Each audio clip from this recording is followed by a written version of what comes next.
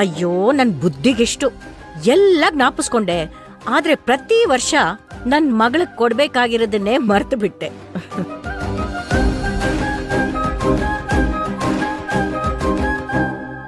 ಏನತ್ಗೆ ಅದು? ತರ್ತಾರಲ್ಲ, ನೀನೇ ನೋಡುವಂತೆ.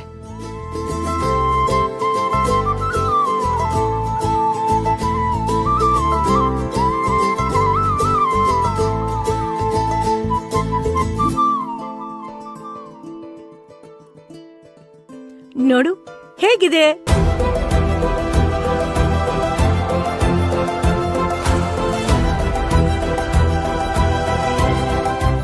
Diamond necklace, antique piece. ಹಾ, ಇದು ವಂಶ ಪಾರಂಪರ್ಯವಾಗಿ ಬಂದಿದ್ ಕಣೆ.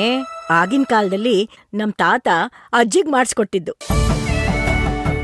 ಅಮ್ಮ, ಆಗಿನ ಕಾಲಕ್ಕೆ ಈ ಒಡವೆ ಬೆಲೆ ಎಷ್ಟಿರ್ಬೋದು? 10 ಲಕ್ಷ ಇರ್ಬೋದು ಕಣೋ.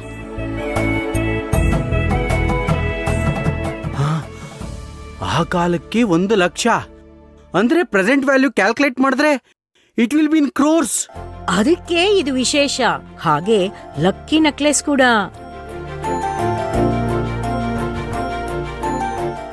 ನಮ್ಮತ್ತೆ ದೈವಾಧೀನರಾಗೋಕ್ ಮೊದ್ಲು ಇದೇ ಗಣೇಶ್ ಹಬ್ಬಕ್ಕೆ ನನ್ ಕರೆದು, ಅಮ್ಮ ಸೊಸೆ ಮುದ್ದು, ಇನ್ಮೇಲ್ ಇದು ನಿಂದೆ ಅಂತ ಕರೆದು ಪ್ರೀತಿಯಿಂದ ಕೊಟ್ರು.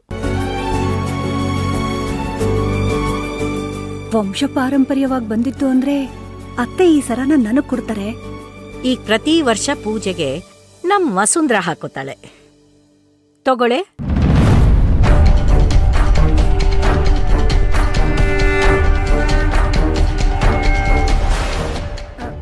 ಅತ್ಗೆ ಕೊಡಿ ಇಲ್ಲಿ ಅದು.